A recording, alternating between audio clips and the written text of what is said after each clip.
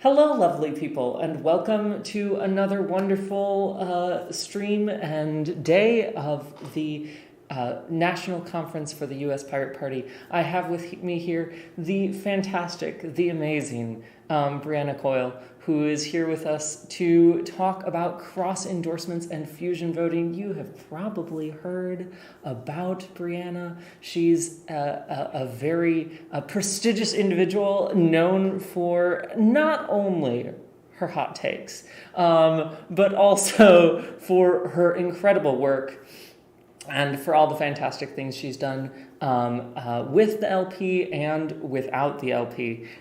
So I'd love for everyone in chat to just bring all your hype today. Make sure you have questions for Brianna as she's talking about this fantastic subject. And let's have a great conversation. Remember also that after this there will be after this hour there will be a regular meeting of the Pirate National Committee. So we'll have a short break, and then we'll have that. So there'll be some more stuff coming up later.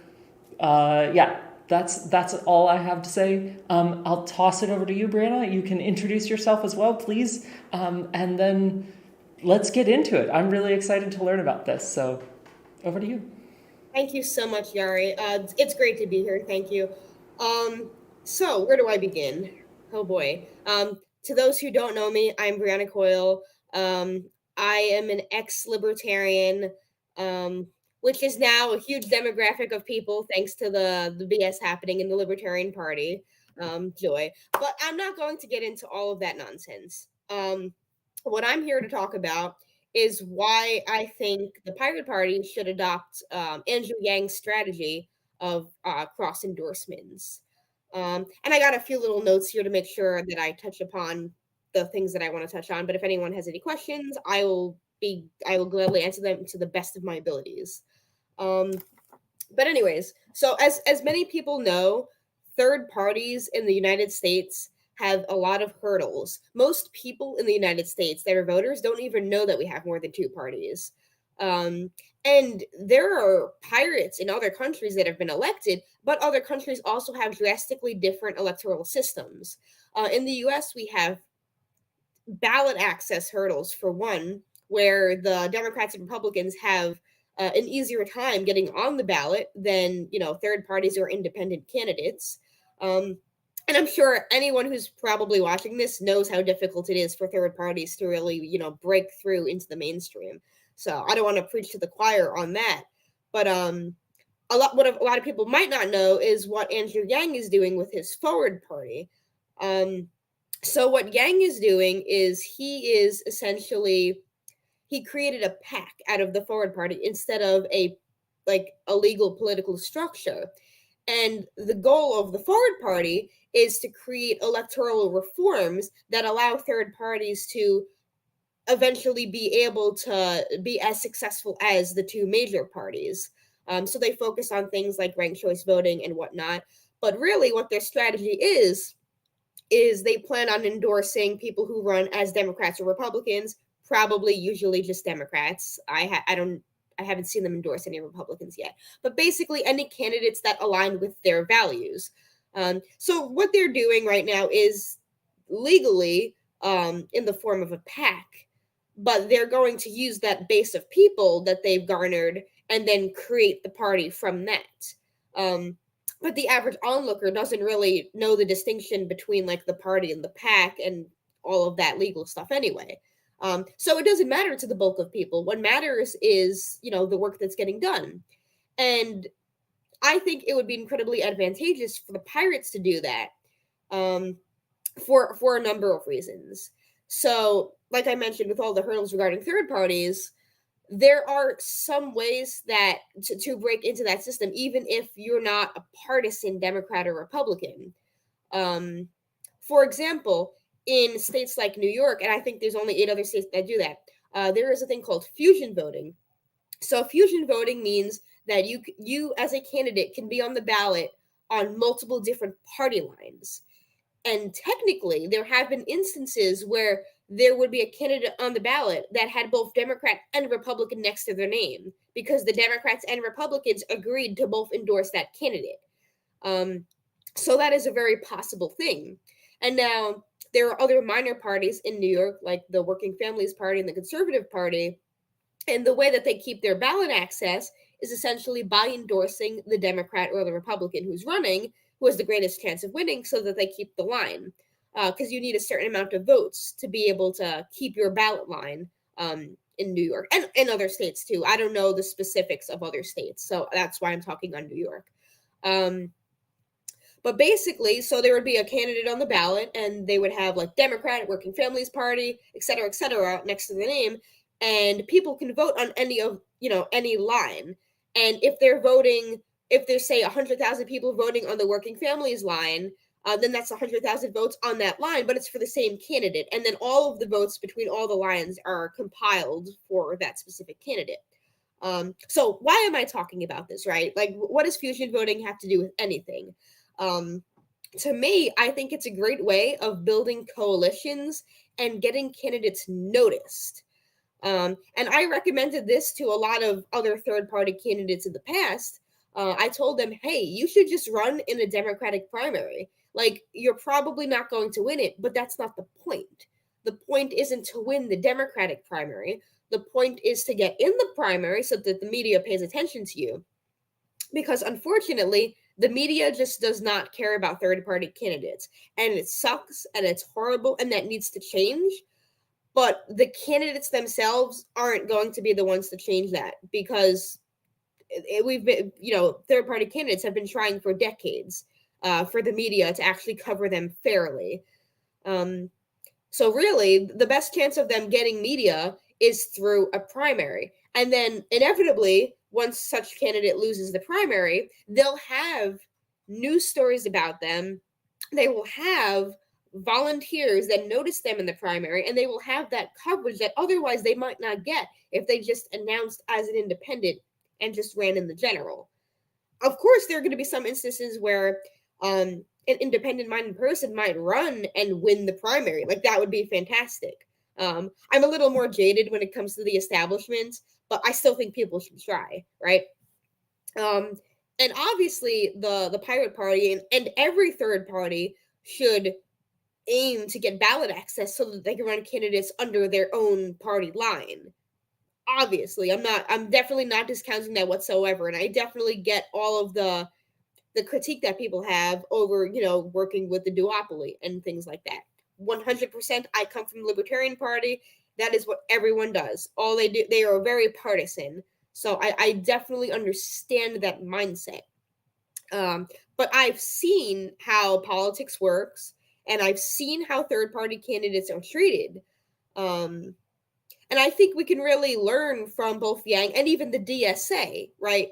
What the DSA does is they're not their own political party, but what they do is they endorse candidates, typically ones that run as Democrats. I think they've endorsed a few Greens before. I'm not quite sure about that, so don't quote me on that. But what they do is they endorse candidates that are running as Democrats, but they're their own faction. And people see them as a unique entity rather than just, they're a part of the Democratic Party. And I think that it would be great for the Pirates to start getting their candidates noticed that way. Eventually, the goal would be to get ballot access in all 50 states and actually break the two-party system so that we have more fair elections and more representation among, individuals. But I think if we really want to succeed, we should use the tools that we have to our advantage. We should play their game and try to beat them at their game. So essentially, cross-endorsements are when somebody of a particular political party runs and then is endorsed by another political party, whether or not they have ballot access. In fusion states, you can have multiple party lines, but in states that are in fusion states, if it's not against the party's bylaws, they can endorse candidates of another party, basically to their own discretion. So that really is up to each political party to decide. But I really think we should learn from the mistakes of the Libertarian Party, and do what works and try to do what works. And I'm not saying that every single pirate should partake in this strategy. I'm just saying it's something that, should be considered. I think that given the benefits that this could yield, it's worth trying. And I haven't seen enough people try it to really know how well it'll do. Let's take New York again, for instance. Since New York is a one-party state, most people run as Democrats. Even Republicans run as Democrats. Like, they are Democrats in name, but their ideas are Republican or moderate or whatever it may be. They still run as Democrats just to be in that 20-person primary. And it's really weird to think about in that kind of sense, because in a lot of other states, people are always just they don't even think about the primary, and if they do, it's maybe one or two people, right?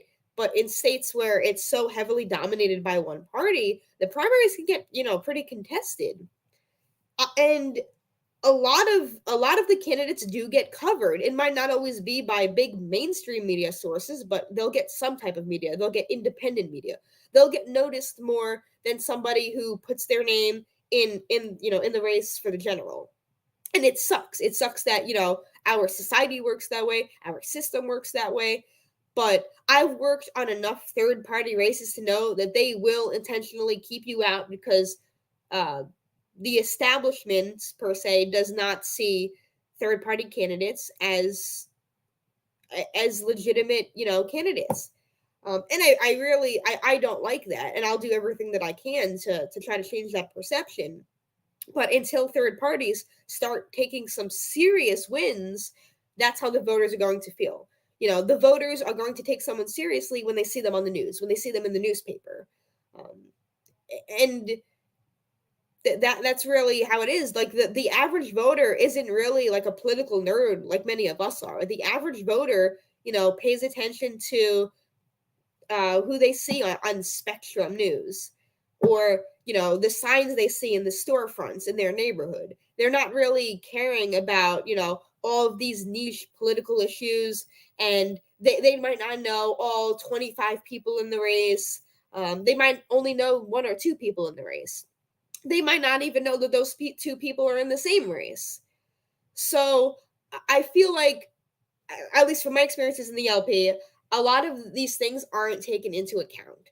A lot of individuals in the LP and even the Green Party are pretty out of touch with the voters, not just on issues, but on strategy and everything. Like, I'm loving the Pirates so far. I just want to put that out there to everyone watching. Like, I am vibing with the Pirate Party so much, you have no idea. And it makes me really happy to see. Like, I'm really happy to see that, like, 2022 is going to be the year of third parties. Like, from what I've been seeing, we have now the Pirate Party, the Forward Party, the Keystone Party. I'm sure the Greens will be making a comeback, and I'm sure there's going to be other third parties too that just start appearing out of thin air. Hell, I think Donald Trump was talking about starting a third party, or his supporters are talking about starting the Patriot Party. Don't know if that's going to happen, but there's a lot of people that are sick and tired of only having two choices. And but at the end of the day, a lot of them they're sick and tired, but they still only vote for one of the two choices because they're scared of the spoiler effect. And I think that's basically what the Forward Party is trying to do. It's trying to make people feel more comfortable about the spoiler effect. So what Yang is doing with that is allowing people to join the Forward Party, but also maintain their registration as a Democrat, as a Republican, as a Libertarian, whatever else they are, And again, this comes down to, what a particular party's bylaws are. For instance, the Libertarian Party's bylaws, they can't endorse candidates belonging to another party. But then when we have fusion states, there's a few different ways that can happen, right? So you could have a candidate who is registered with one party, run in another party's primary, if it's permitted by both organizations. But you can also have a candidate say that this candidate is a Republican and they're a registered Republican in a close primary state. And then we have the Conservative Party, and the Conservative Party is like, yeah, we're going to endorse that guy, right? That person doesn't have to change their registration to Conservative for them to endorse them and for them to be on the ballot as they're with the Conservative Party. So that's how that works to anyone who doesn't who hasn't experienced that before. Because I know that most people in most states are like, what the hell is fusion voting? It makes no sense. And even people in fusion states are like, yeah, it's really weird. But I think that there's a lot of great strategies that could revolve around using that. Just for the sake of giving candidates attention. I may have frozen. I am not sure. Uh-oh. You're still with us, Brianna. Just to be clear. Yeah. Sorry. If you feel like you're on a roll. Otherwise, I know I have some questions that I could ask, but just making sure. Just another ping for the folks in chat. Please remember that we are going to be going to a Q&A later on in the talk. So remember to put your questions in chat. I know I'm learning a whole bunch already. So this is really cool. Thank you.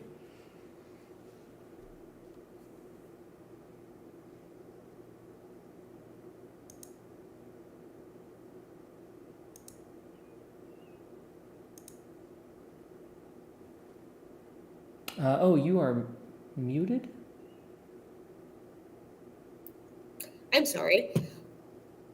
Anyway, I was just saying that I'll just keep talking. So please give me questions if you have them, because I can't see the chat going by. Yeah, no, So I will make sure, of course, to let you know what my plan is. Just to basically, as with any of these, if I feel like we're running, there's sort of like a section of time where I start devoting things to Q&A at any point. So, but please, your I am learning a lot. So I appreciate your talk so far. So please keep going. Alrighty. Where to resume? Oh, okay. I'm gonna bring up the dual enrollment again. So a lot of people, especially in close primary states, might really want to vote in primaries for whatever reason, to vote for the lesser of two evils or to really get a better person, to help them get into the general. And if you're registered with a third party that might not have ballot access, you're probably never going to vote in primaries at all. A lot of candidates, especially, in the Libertarian Party, just not candidates, I'm sorry, a lot of voters in the Libertarian Party just never get to vote in primaries because they're registered as a Libertarian and there's hardly any candidates to go around. So they're never really having to make that type of decision. So when primary season rolls around, it's everyone, talking about, voting for the Democrats and Republicans. And then the people who are Libertarians or independent voters, just they have nothing, right? And I think part of that is one of the reasons why Yang chose to use this particular method of creating the Forward Party. And I think it's going to work out, honestly. I know a lot of people might disagree with me on where the Forward Party is going, but I think their particular strategy of allowing members to have membership in other parties is going to be interesting because, first of all, that starts breaking down partisan barriers, right? It starts breaking down the tribalistic mentality that people have about, oh, I have to vote with my party. I have to vote, to the T on their line for everything, right? So if somebody recognizes themselves as a member of, two political parties or more, then already they don't have that mentality. They don't have the red or blue mentality, the ride or die mentality. And to me, that's just different. That's very different. It's very new. It's very unique. I honestly, I see a pathway forward with that. We have an issue in this country where we have two sides that are constantly at each other's throats, and it just keeps getting worse, you know? And I'm not saying, oh yeah, we have to call for unity with everyone. No, I'm not saying that. But there are just a lot of people who are starting to see their neighbors as like evil without even having those conversations, without actually knowing what they believe, just based on whether or not the person is a Democrat or Republican. Because there's just so much disinformation about everything in society right now that's making people just eat each other alive, right? And then we have the majority of people in the country who are independents. They're not Democrats or Republicans, and yet they're constantly in the middle of this big game of tug of war. The country is always going red, blue, red, blue, red, blue, and then the independents are always just having to pick a side when it comes to being able to vote. So we really need third parties in this country, and I think everyone agrees to that. But what people might not realize is the path to get there. Like, how do we get there? As we've seen from parties like the LP, getting ballot access doesn't mean that they're going to be taken seriously. It doesn't mean that their candidates are going to get the same amounts of media coverage. It doesn't mean the voters will know about them. It doesn't mean they'll have money, right?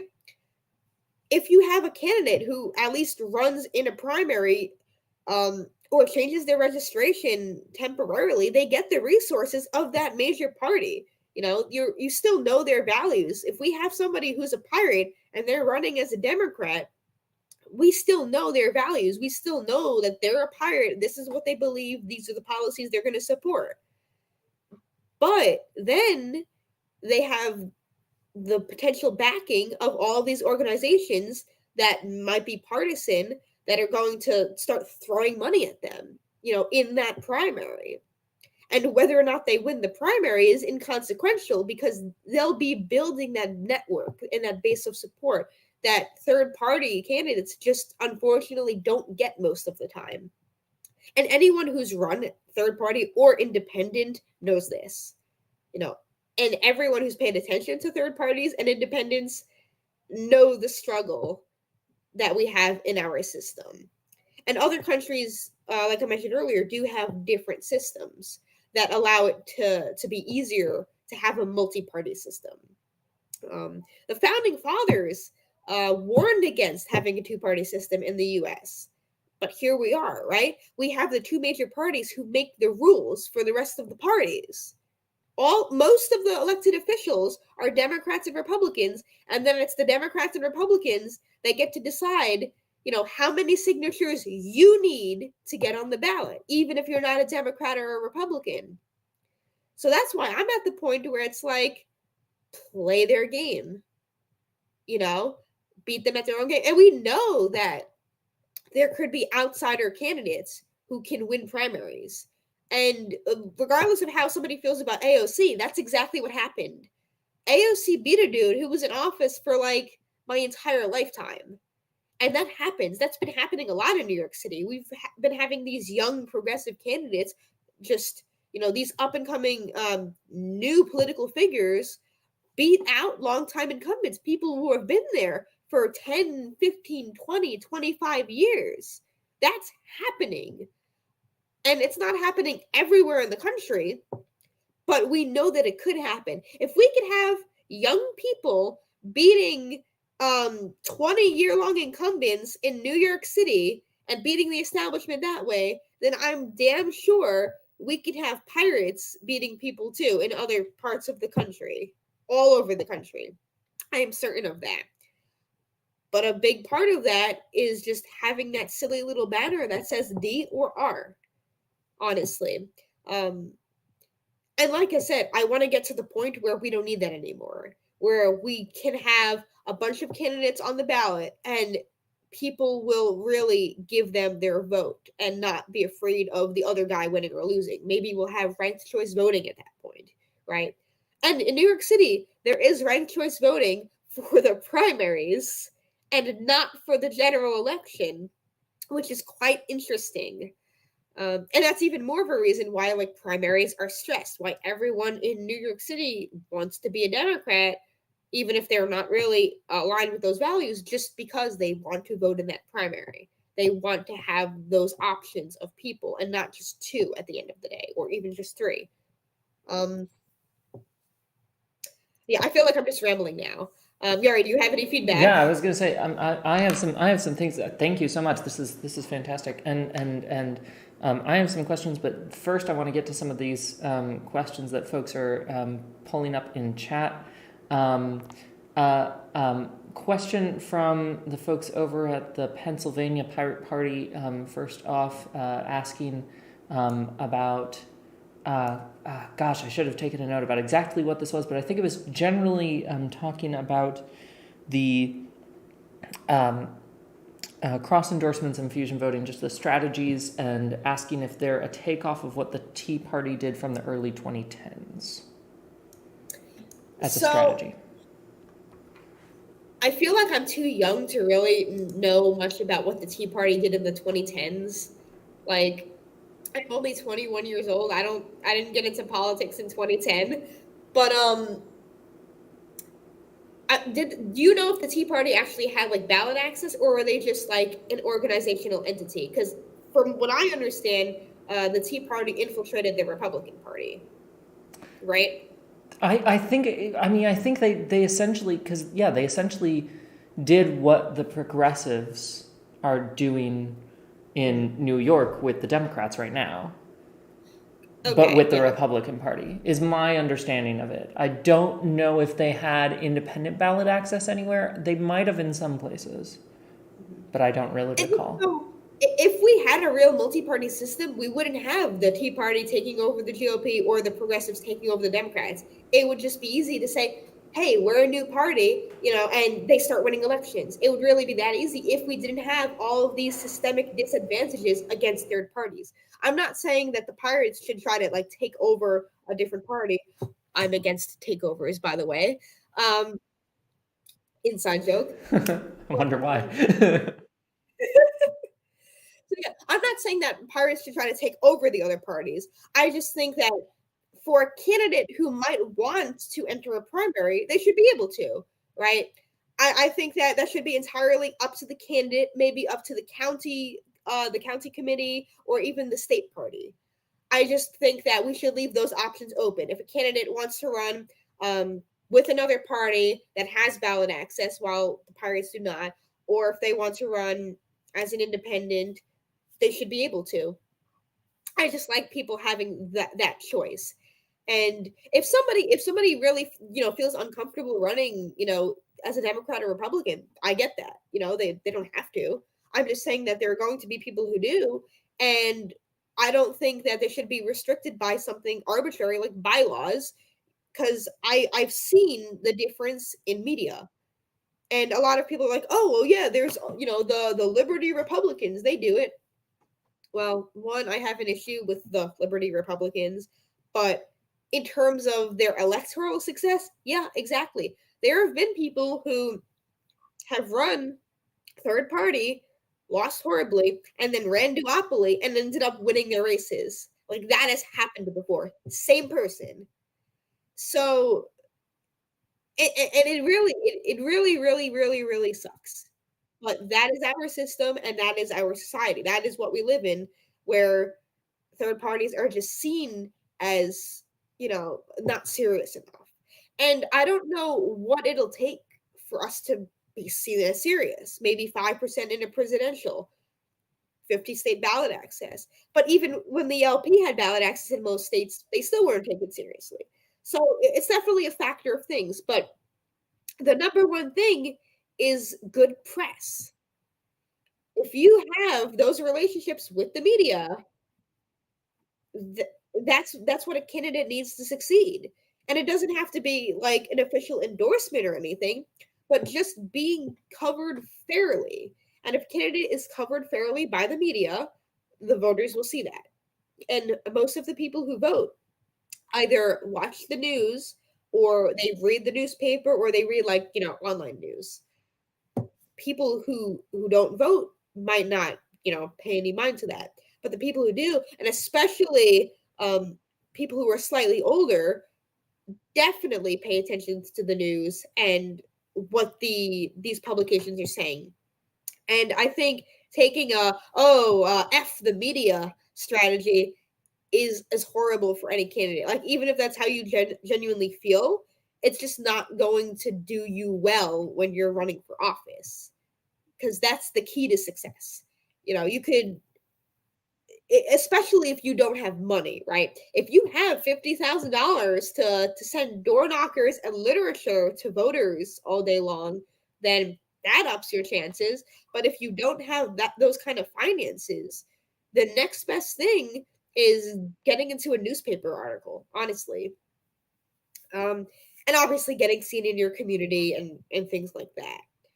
But just from what I've seen, it's really jarring to see how Democrats and Republicans are treated versus third party candidates. It's kind of disturbing in a way, honestly, the lack of fairness there.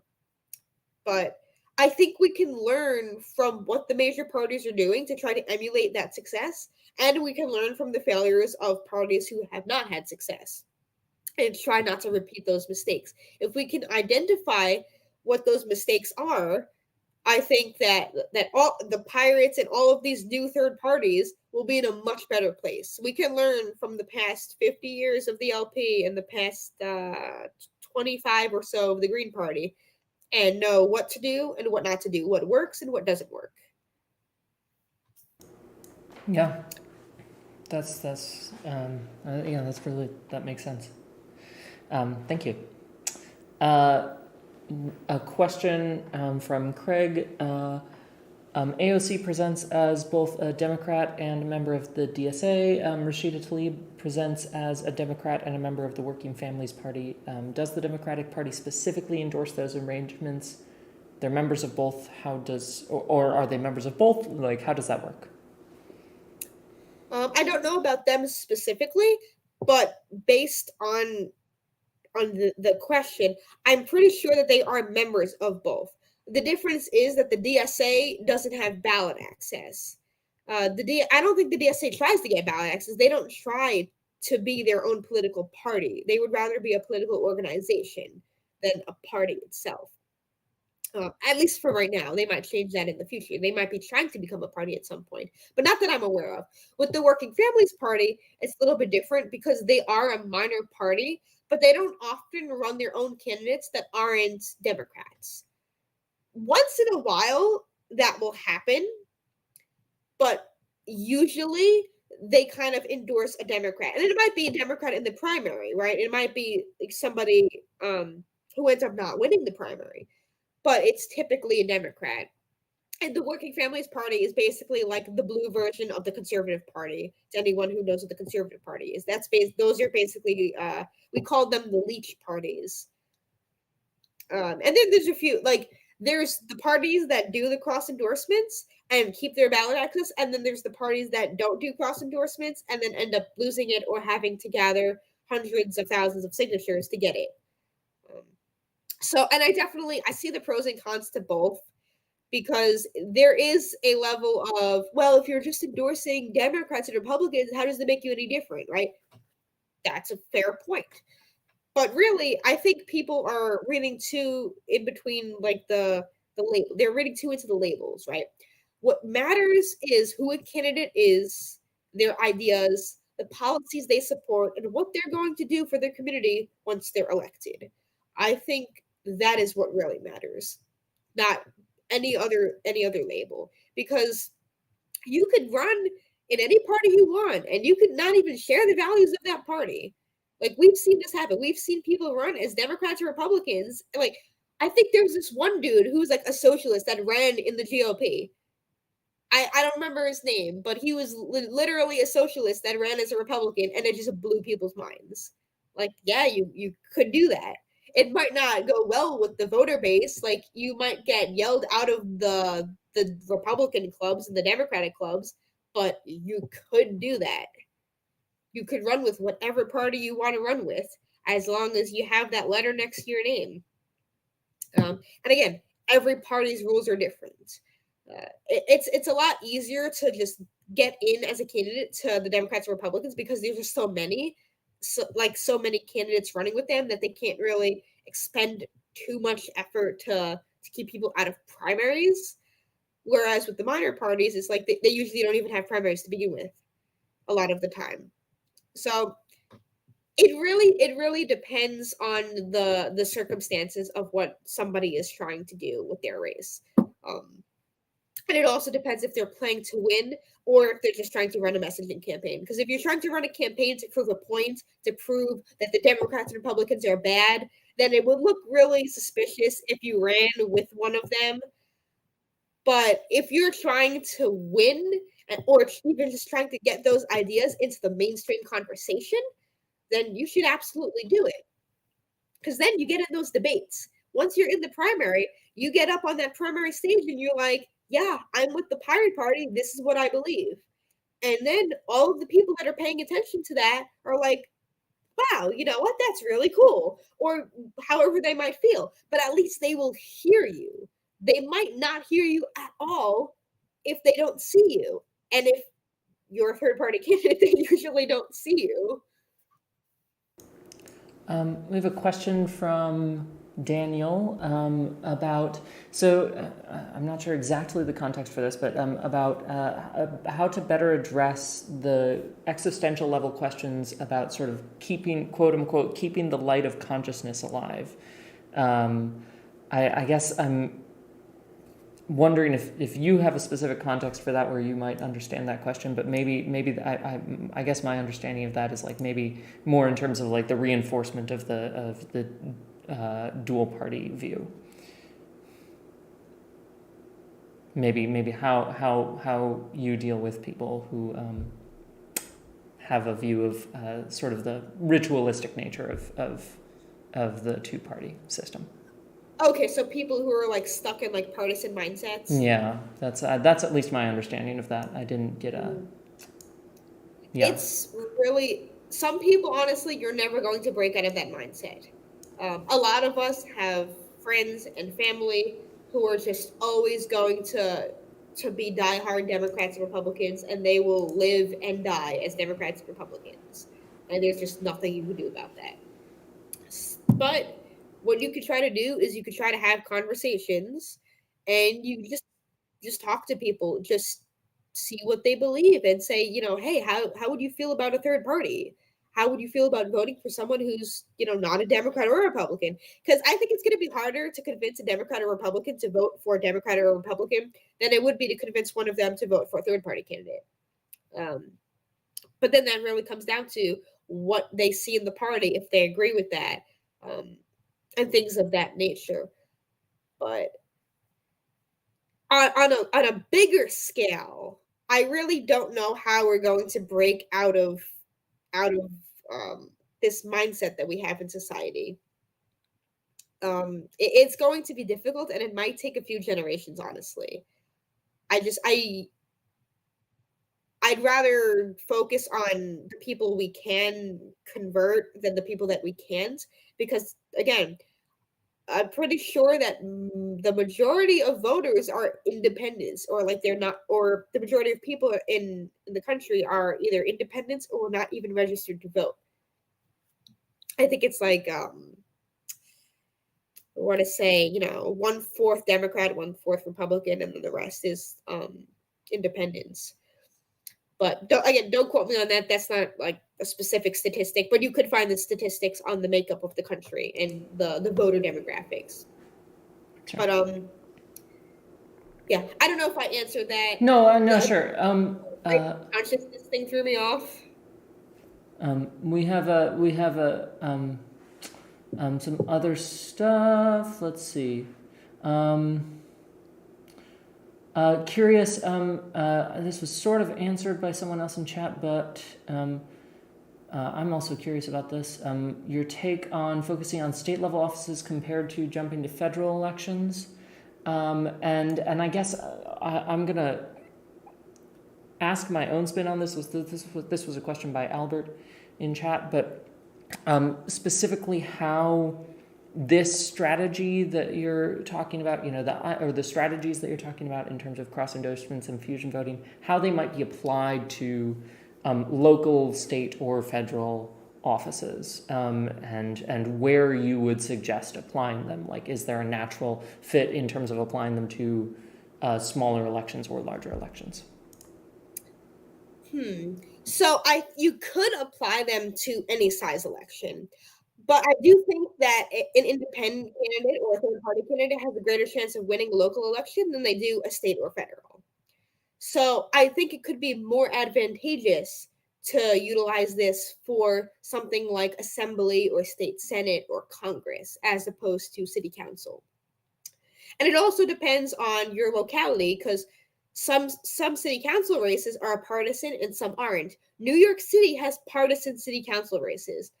To my understanding, most other places in the country, like town board elections and stuff like that, are not partisan. So that really depends on where you are too. But in terms of like what races to run, I do think it depends on what you're trying to do, because it's going to be easier to win the local races before anything. But we still need people who are the standard bearers, because the local races just don't get as much coverage either. So it depends on if you're trying to win and help that particular community, or if you're trying to spread ideas and grow the organization, grow the party. I definitely think that pirates should run on any level to their capacity as candidates, but recognize what your goal is when you're running. Recognize if you're running to win, or if you're running to spread a message, or whatever you're trying to do, and have a secondary goal. Like, if your number one goal is to win, what do you want your secondary goal to be if you don't win, right? Do you want that to be to build a network, to build a support base, or do you want that to be to spread a message? Just have a general idea of what you want to do as a candidate. That's what my advice would be on that. But if you want to run for, local, state, or federal, do it. If you're able to, do it. Just be mindful of what that will entail. It's much harder to run for a bigger race, and it's going to be harder to get noticed in a bigger race, especially if you don't have prior political experience. But another thing too, regardless of any race, is build connections in your community and with political organizations that are local to you, or in your state, your district, your state, etc. Because once you make those connections with those political groups, things get a lot easier. You start finding out stuff that you otherwise might not know. You might now have like a political calendar. You might know the deadlines for things. You might need all the information you might struggle to get otherwise will be more easily available once you meet people who have been doing this, people with experience. And more often than not, the people with the experience are in the duopoly. That's just the way it is. So, break bread where you can, don't where you can't, and just, build relationships with people and work on the issues that you can agree with. Build those coalitions.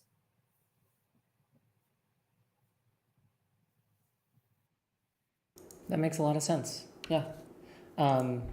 Cool. We have, let's see, just a general question from Craig. So what's the difference between fusion voting and cross-endorsement? So just a clarification on that. So essentially, fusion voting is cross-endorsements, but not all cross-endorsements are fusion voting. So basically, let me try to put this into like an example.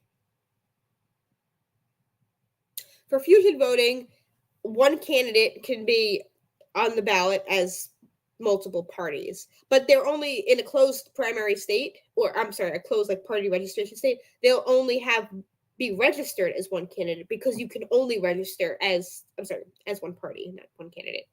You can only register with one party. So if somebody is a registered Democrat and they are endorsed by the Working Families Party, their registration will still say Democrat, but on the ballot, they'll say Democrat and Working Families Party.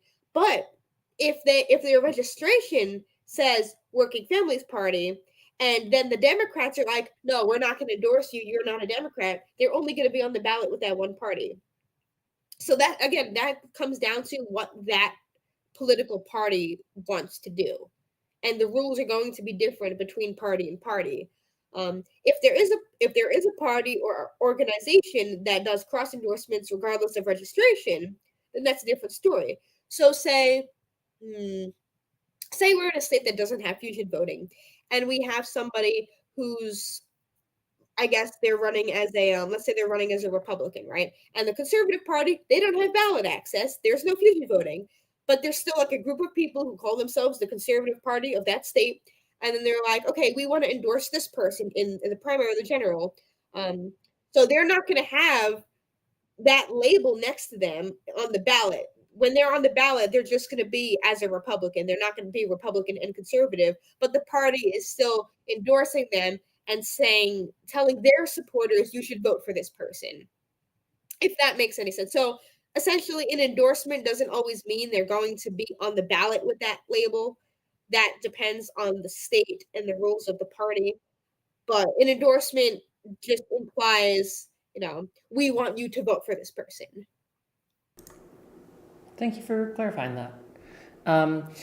Peasant Media is asking, how do you feel about forming a third-party coalition to pressure Democrats and Republicans, since many other countries do this? I actually learned about this recently with the, what is it called? The Fusion Party in Australia? Yes. Okay. So I think that's very interesting. I don't know logistically how that would work, but I'd love to see it. I think it would be really cool. I just don't know how it would happen and if it would happen. I don't know what parties would actually agree to it. I feel like we have this dynamic in America where all of the third parties will just be like, no, I don't want to, that I'm going to lessen my values if I team up with them. So they just might not do it. I really don't know, but I would definitely be down to see that happen. I've never seen it before. I've always lived in the United States, so I kind of have that American-centric worldview, unfortunately. So that must be more of a more popular thing in other countries for sure. But it would be cool. Thank you for sharing that. Yeah, no, I think that it's interesting to see what the political systems in other countries have been doing recently with that. Definitely. I guess, so I have a question that I'm just, before I get to that, though, I should ask, I should say to those in chat, just if you have any final questions, please put them in there to wrap this up. We are getting towards the end of our time before we have to transition into the next thing, so make sure to put your final questions in chat. We really appreciate you all taking the time to watch. I guess I'm just curious about, so you've convinced me, first off. I want to say, you've convinced me. You convinced me in about the first, 20 minutes or so. You laid out a pretty good plan. But my question is just, is there anything about this that might not work? What are the hurdles, is probably a better way of putting this. What are the hurdles in terms of implementing cross endorsements and fusion voting? How can we, and then how can we overcome those? I think the biggest hurdle is the party identity. I think when you have a political party or organization that endorses a bunch of candidates in one specific, say, like with the Working Families Party, they endorse pretty much exclusively Democrats. So people are like, well, how are they any different? And I feel like that could become an eventual problem. And whether that's good or bad really depends on who you ask. I don't think it's the worst hurdle ever, but and then when we look at the progressives, they've developed their identity despite being Democrats. If you hear the word progressive, you automatically think, AOC, Ilhan Omar, Rashida Tlaib, right? You automatically have those names in your head. You know who they're talking about when somebody says progressive. So, I mean, if that happens with pirates, and people hear the word pirate, they'll automatically think of pirate candidates, regardless of if they have a D next to their name or a P next to their name or an I next to their name.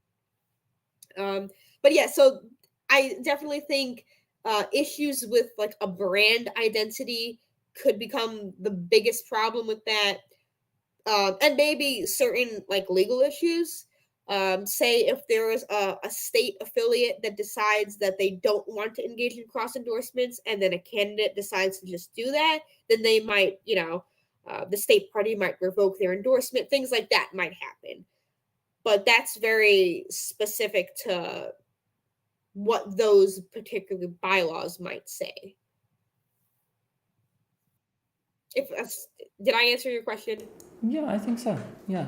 Okay. Yeah. I'm sure there would be like other hurdles and stuff like that. I can't think of any that would be too bad. I think the brand identity one would be the biggest thing for sure. Yeah. Okay. And something that I'm excited to take on, frankly. So cool.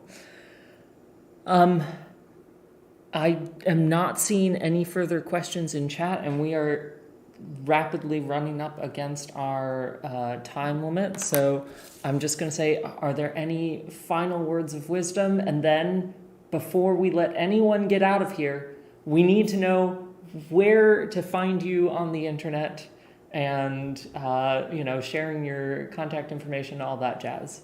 Please and thank you. Final words of wisdom. Just be yourself, be authentic. And that's what the Pirate Party is all about, honestly, from what I've been seeing. Just regardless of what you do, especially if you're a candidate, just don't lose sight of your goals, your principles, and helping your community. Don't let those very interesting political favors, don't let that make you lose sight of who you are, basically. But yeah, people can find me at B1 Coyle on Twitter. My personal email is Brianna Coyle01 at gmail.com. And yeah, I'm pretty easy to find on the internet. But yeah, I'm definitely, like I said earlier, the Pirate Party has been an amazing group of people so far, and I'm very excited to see like what y'all are going to do. Way more than the other third parties right now, honestly. Like I know I've been like, I was like, yeah, the Pirate Party is cool, but I don't vibe with them, right? The Pirate Party just has that culture that I really really appreciate, that community that I appreciate. So to anyone who isn't like absolutely sold yet on the Pirates, definitely like check them out, go to their website and stuff. Like, I mean, you're already here, you're watching this, so you must already be somewhat interested, but pursue further involvement if it really like sounds good to you. And yeah, I don't want to take up too much time, but I will be around. Yeah, no worries. Yes, and yes, you will, which I'm very excited about. Okay, so thank you so much, Brianna. Really appreciate you taking the time, and just everyone, please check out Brianna on social media. I'll make sure to put that in the description later. And we're going to take a quick break here before we go over to the Pirate National Committee meeting, where we will be bringing in the Pennsylvania Pirate Party, bringing them into the fold. I'm very excited about that. And then also electing the new officers, which is lovely. A whole batch of wonderful people. And getting some other minor bits of new business done and finishing off the conference. So stick around for that, but take a break, get a drink of water, pirates stay hydrated, and get some snacks and all that jazz. We'll see you back here in a little bit. That's it. Okay.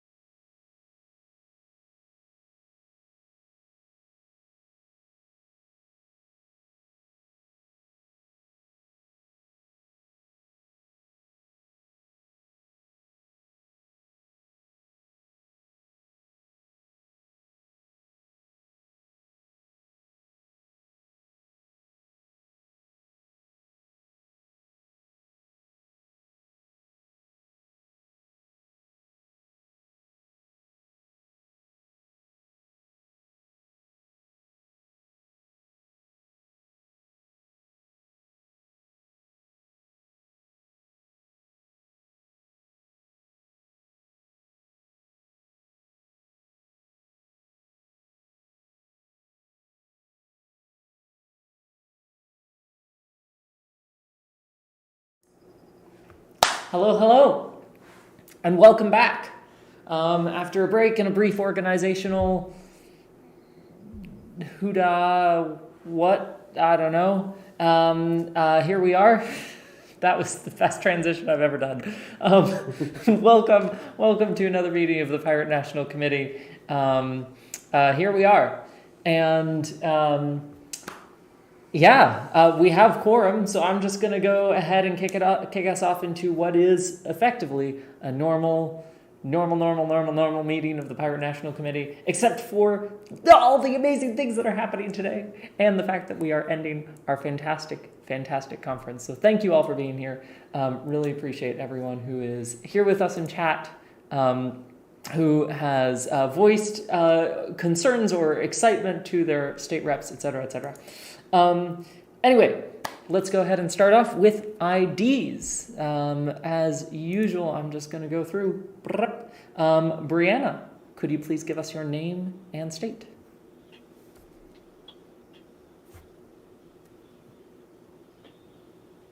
Brianna, you with us? I'm going to go on to Drew. My name is Drew Bingaman. I am the PA captain and hopefully a member of this group very shortly. Heck yeah. Ethan, ID please. I'm Ethan Osborne, captain of the Kentucky Pirate Party. Fantastic. James, ID please.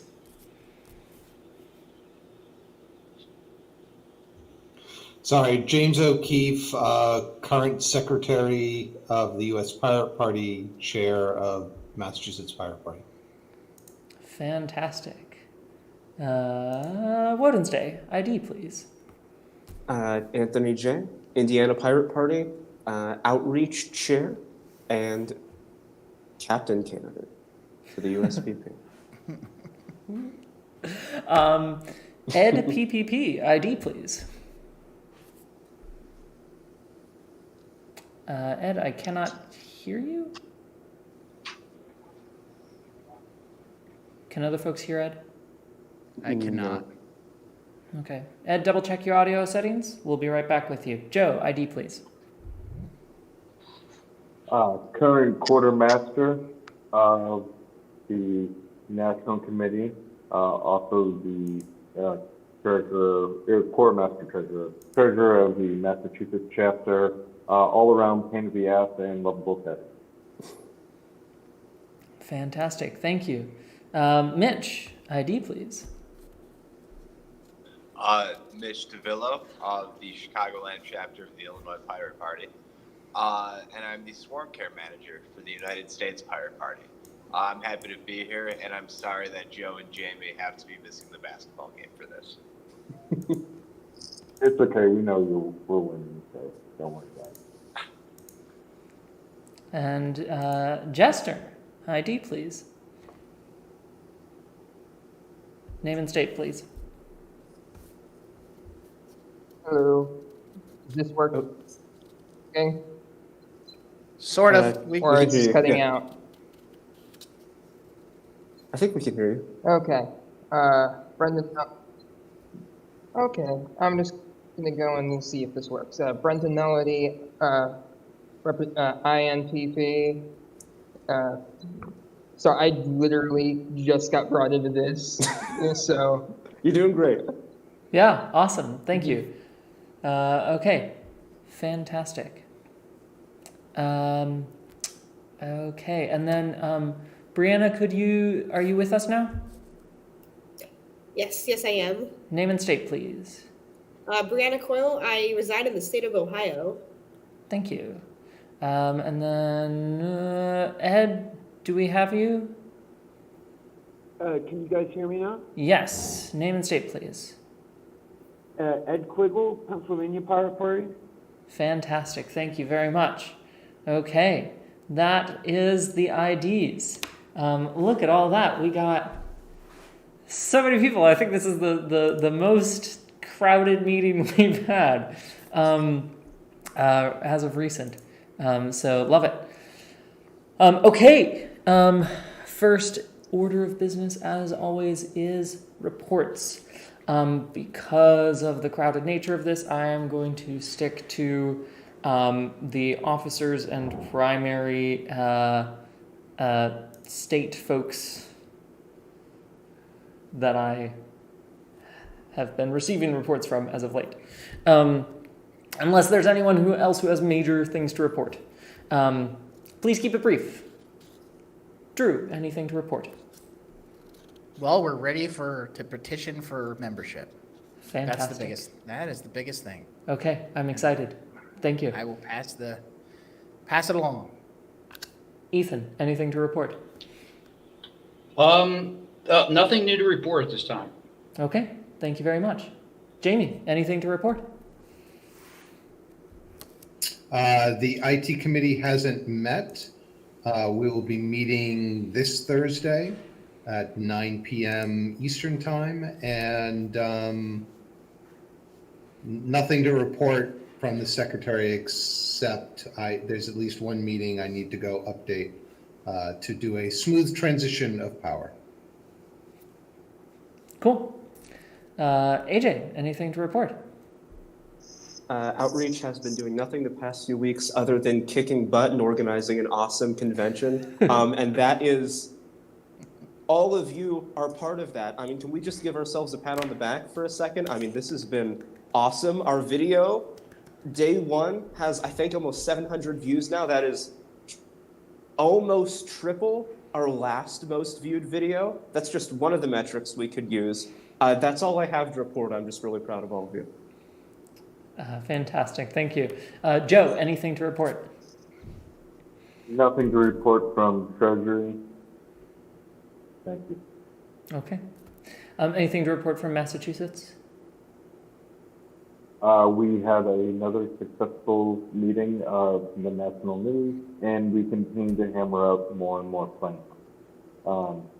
Mr. O'Keefe is just an amazing individual, by the way. Okay, thank you. Mitch, anything to report? I have nothing to report. Okay, fantastic. Thank you all. Any additions or discussion or debate for the reports? Hearing none, and moving on to our first main item of business, which is the new business of the Pennsylvania Pirate Party. The Indiana Pirate Party moves to nominate the Pennsylvania Pirate Party for membership. Thank you, AJ. Do we have a second on that nomination? I will second. Okay, so that has been seconded. Thank you, Mitch. Okay, and thus it has been properly moved and seconded that the Pennsylvania Pirate Party it has been sponsored and has been properly moved and seconded to become a part of the Pirate National Committee and the U.S. Pirate Party. Question? Yes. Point of order? Yep. Is this new business? Yes, sorry. Do we have...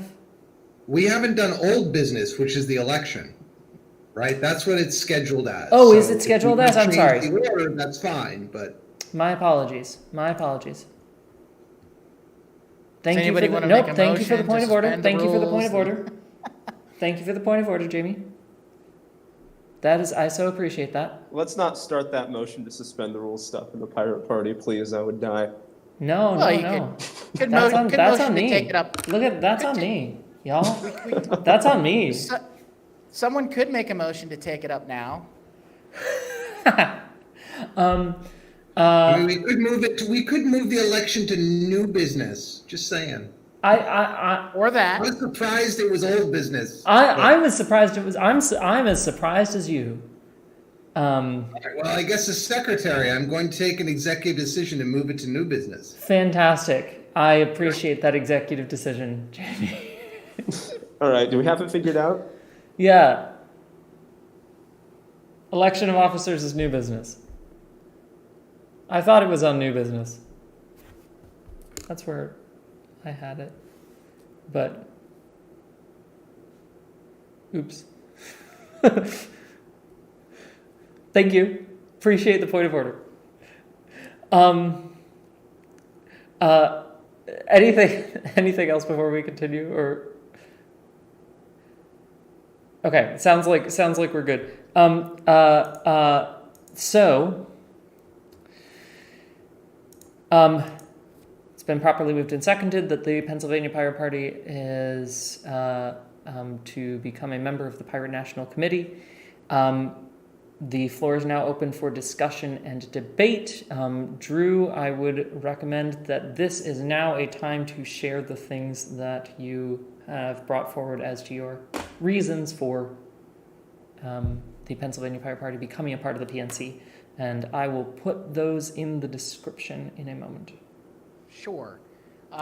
Well, naturally, as a Pennsylvania Pirate Party, we should want to be a part of the National Committee. Also, I just think, well, you guys are you're a great bunch, and why wouldn't I want to work with you guys? I think eventually we're going to have some other Pennsylvania Pirates that are going to be willing and able with time and effort to be able to help bolster the PNC in different positions. That's not right this minute because, we're working on our own building up of the organization, but I'm sure we will have people interested in helping the PNC in the future, growing, helping other states get organized.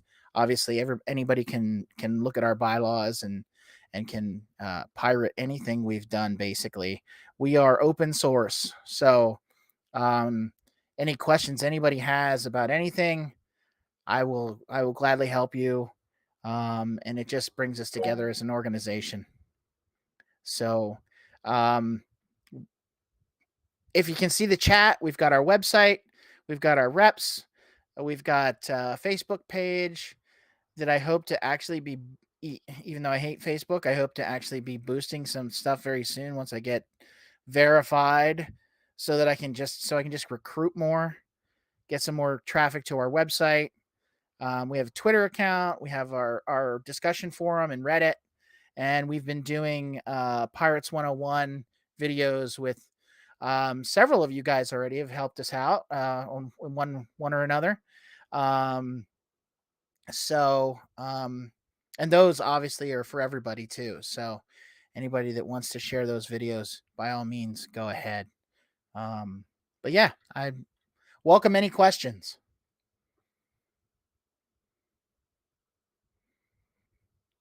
I will note that I've gone ahead, and so there's the sharing of the links that Drew has done in the chat of our Jitsi, but also I've gone ahead and shared the same set of links in the description of the video for anyone watching. So those include the bylaws of the Pennsylvania Pirate Party, etc., etc.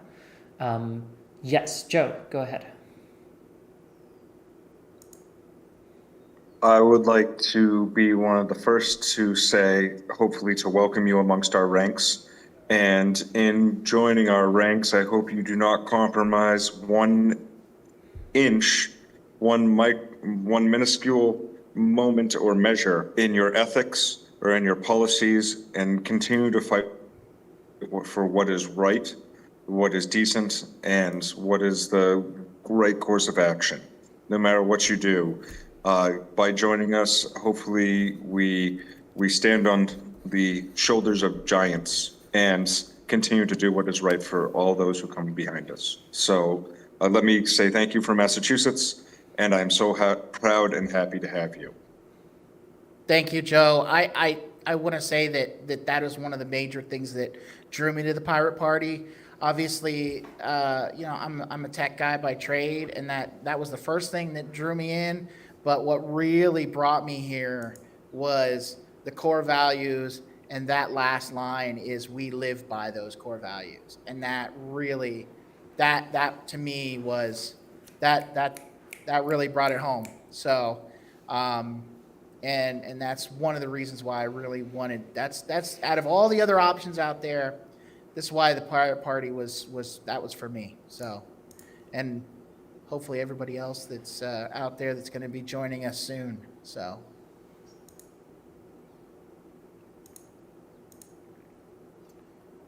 Other discussion or debate, questions on the motion?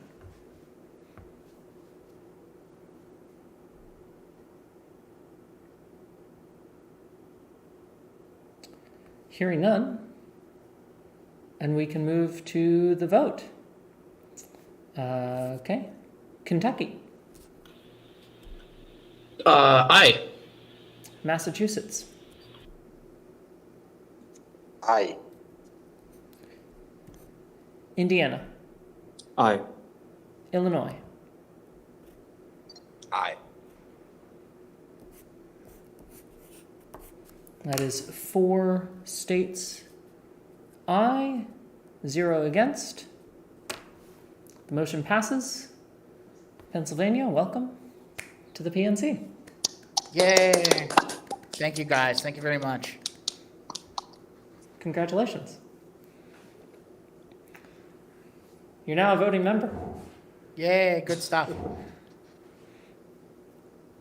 And I'm assuming, Ed, you are our alternative for Drew, yes?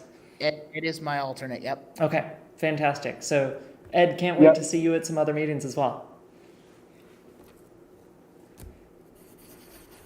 Yeah, definitely looking forward to it. Cool.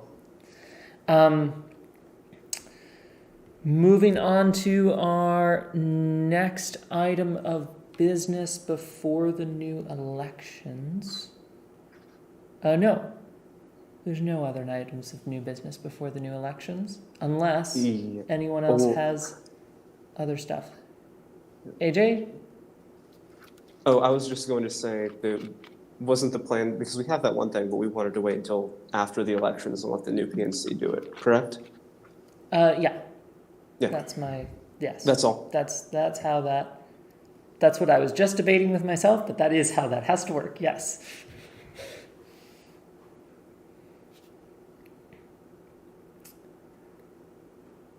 Ooh. Okay.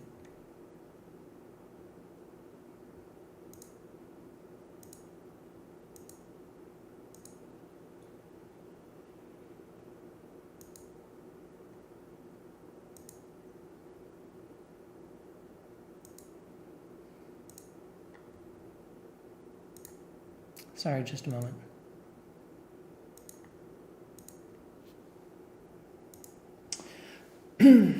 Anyway, okay. Okay, so, any other items of new business before we move on to the elections? Hearing none, we should move on to the elections. Let's go ahead and do that. I'm super excited.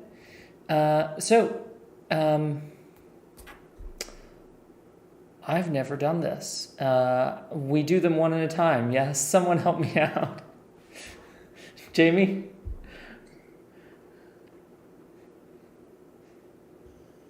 That's a good question. I mean, we could do them individually. We have no elections. We have no competitive elections, so Yes. we could. You could go and say, here is a slate of candidates. Yep. Yay, nay, and are there any objections to voting, in an entire slate? No objections, yay, nay. I Done. think that makes sense. I guess, yeah, I think that makes a lot of sense. Since we have no competitive elections. Yeah. Let's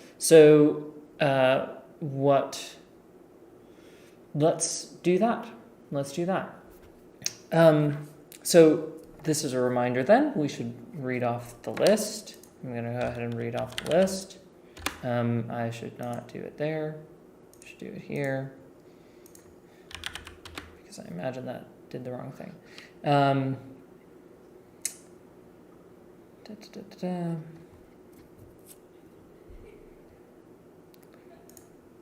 So a reminder of the candidates. For chair, we have Anthony J.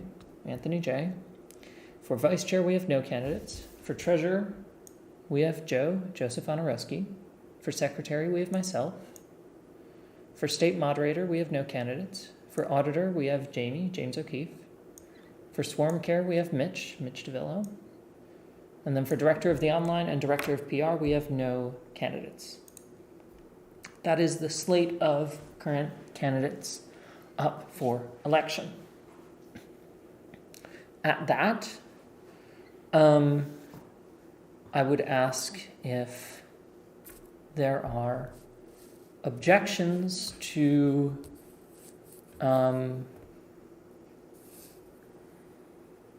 objections to I think I kind of want to do this in a two-part sort of thing. So first objections to voting through all at once, and then do the actual vote.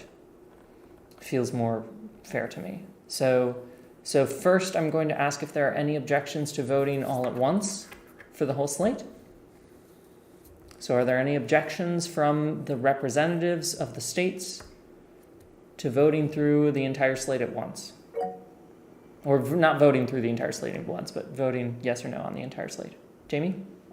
So what was the, is there anyone for Director of Public Relations? No. Okay, great. Thank you.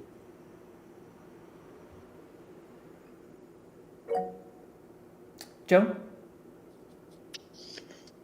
I think one of the things I would like to see added to the bylaws for next year, maybe not necessarily this election, but for the following elections, I would like to see a popular vote for the officer positions, just to make it more inclusive for all members or all pirates. I absolutely agree. I think that makes a great deal of sense. What does that mean?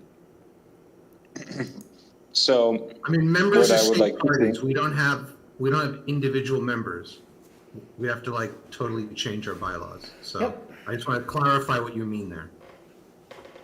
I would talk about a future bylaw change where we do a vote like how we do in Massachusetts, where we put the candidates up, we give a period for people to vote so that they can vote electronically. And that way it's more of a popular vote. Or do it so that we collect that from the state of who's going to go for what. Okay, so changing to a membership-based organization as opposed to by state. Thank you. Yes, thank you.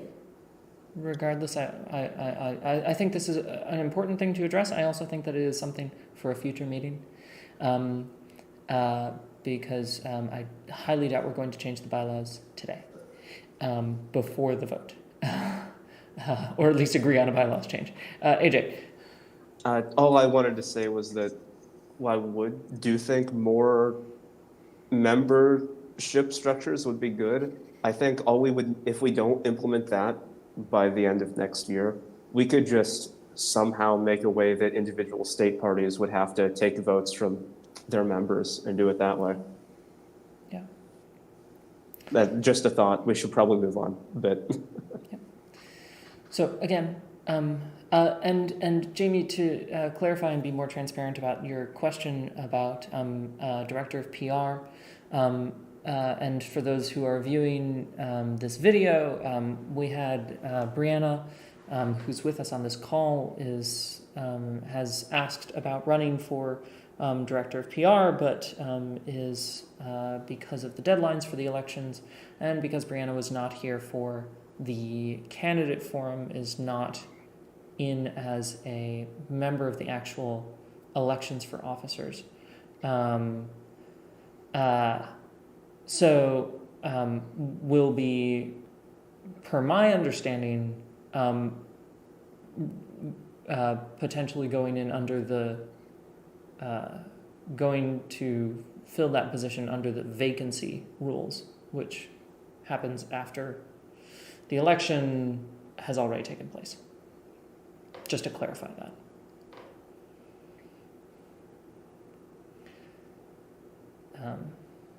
Okay, so I'm just going to ask that a question again because I know we kind of got sidetracked. Any objections to voting on the entire slate of candidates at once?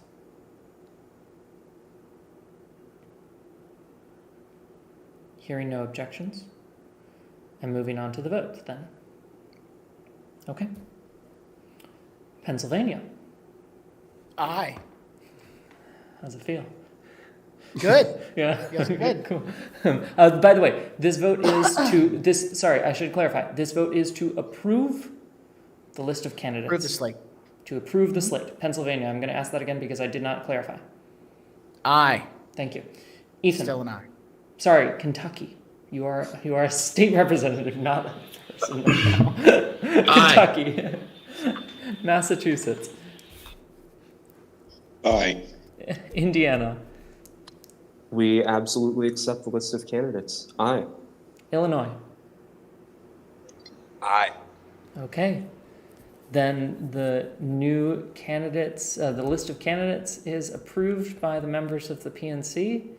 I gleefully hand off my position. AJ, Woo! congratulations. The rest of the candidates, congratulations to all of us. There we go. AJ, take it away. You are the chair now. All right. Yari, you have absolutely earned a break. You've talked every Sunday for a year, for a very long period of time. And honestly, Yari has been, I've only been here for 2 chairs, but Yari's been a fantastic chair. So before we let them go, can we just give them a round of applause real quick? A really, really loud one, because they've been awesome. Yay! I'm not leaving. I wanted to make sure that was the first thing I decided to do. And I'm sure they're going to be an awesome secretary too.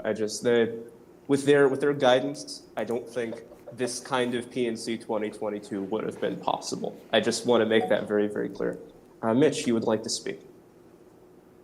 Yes, and I'm sorry if this sounds odd, but Yari, could you please identify now as the voting member of California? Yes, I should re-identify. Thank you so much. No, I appreciate it. Yeah, because now I can vote for California. Hey, that's my job. So, no, that's a good point of order. Thank you, Mitch. So, hello. I should rename myself in this Jitsi call as well. My name is Yari, aka Rose Klein, and I am from the state of California. I am the secretary. All right, thank you so much, Yari. We have one last item of business for tonight, which is because of the time of Brianna Coyle's sort of bid for the PR position, we've decided to fill it as a vacancy, which is something we're going to do right now. I believe, according to the bylaws, that's just a regular old vote like we do for anything else. Is that correct? Either Jamie or Yari can confirm that for me. You got it, Yuri? I got it. It is a 2/3 majority vote of the members of the PNC. So we will need 4 out of 6 members of the PNC. Before we do anything else, Brianna, would you maybe like to give some kind of statement about why you're running for PR? Also, yes, you will have to vote for Indiana now if you want to. That I'm talking to my alternate. I don't know where to begin. To those who don't know me, hi, I'm Brianna. I am a refugee from the Libertarian Party. And I have experience in public relations, communications, and all that fun stuff. I'm a bit of a jack of all trades, and I've been working in electoral politics for the past 4 years at least. And I'm very excited to serve the Pirate Party if y'all will have me. I'll keep it short and sweet. All right, thank you so much. Then I guess I can accept motions to fill the vacancy. California will make that motion. Okay, is there a second? Second. All right, I will probably run down the list. Pennsylvania. Point of information? Oh, unless there's any point of order. objections. Point of order. Sorry. Yes. I'd like to go open to discussion or debate. I have some things I'd like to ask Brianna. We should open discussion and debate. That's a very good point of order. Thank you, Yari. I will let you take that away. So I'm curious for Brianna how you see specifically your experience. You have a wealth of experience, but I'm curious how you see your experience being specifically applicable to to the Pirate Party, especially because, we are relatively small, and so while we're growing, there's not a lot of there's still a fairly small volunteer base here to leverage. So I'm curious what you might be able to do to help with that. Well, regardless of how small an organization is, there's still tons of things that you can apply across the board. Essentially, some of the things I would do would be to try to reach out to independent media sources to try to get interviews set up with the PNC. That would definitely be a main thing. I think a lot of people are going to be interested in hearing about the Pirate Party. For one reason or another, they might be like, what the hell is the Pirate Party? I want to learn more about these people. And boom, solid right there. Just whatever you guys need me for, I would be willing to do. But that's definitely making media connections, connections with voters, whatever I am able to do based on what the rest of the community needs, based on what individual pirates need, whatever I can do. Like I said, I have experience in different areas, so I did notice that PR specifically was open, but I am pretty well-rounded in a couple of different things. Cool, thank you.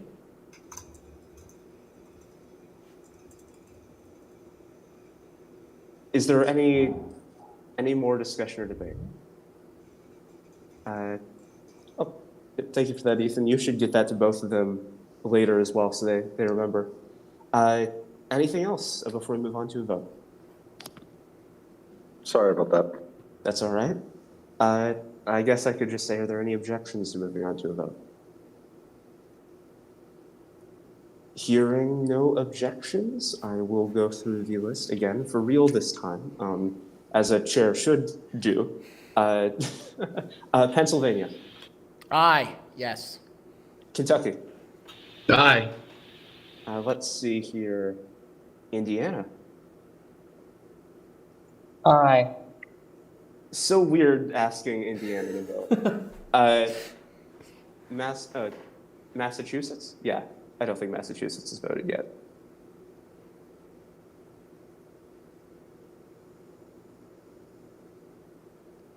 We'll get back to you. Illinois. Aye. California. Aye. That passed, but we should probably let Massachusetts say something. Massachusetts, are you with us? I will act on Joe's behalf. Aye. All right, excellent. Welcome aboard, Brianna. You are now the Director of Public Relations. Thank you.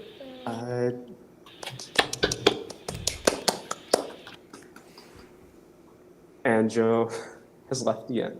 I hope he's doing all right. Let's see, what time is it? It's 8:46. So I guess we can hear new business if there is any new business to hear, if anyone has anything, or we can move to adjourn.